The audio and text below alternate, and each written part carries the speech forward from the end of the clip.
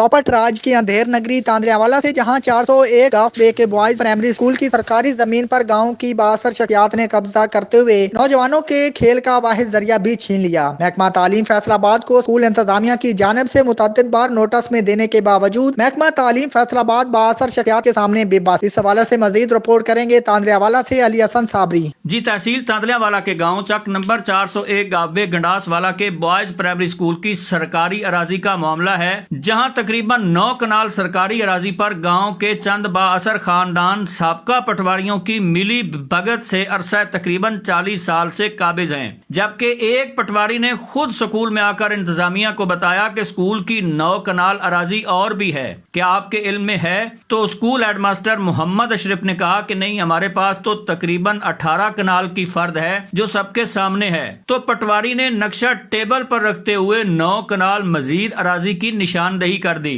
जो गांव की 62 शख्सियात के कब्जा में थी।